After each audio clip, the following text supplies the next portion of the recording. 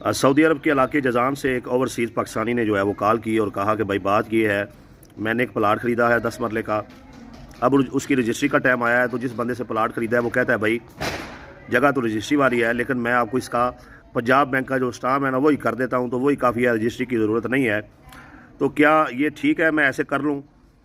तो वो ये कह रहा है कि इसकी वैल्यू भी रजिस्ट्री के बराबर है। भाई बात ये है कि वो पंजाब बैंक का स्टाम्प है, उस मुआहदे पर अमल करवाने के लिए, ताकि आपको जो लेन देन कर रहे हैं वो रिकॉर्ड में आ जाए। और अगर ख़रीदार या बेचने वाला मुआहदे पर अमल दरामद ना करे तो जिसके साथ जुल्म हो रहा है वो अदालत चला जाए और उस फैसले पर अमल दरामद करवा सके। तो रजिस्ट्री ज़रूरी है, आपने पहले रजिस्ट्री करवानी है और फिर इंतकाल करवाना है।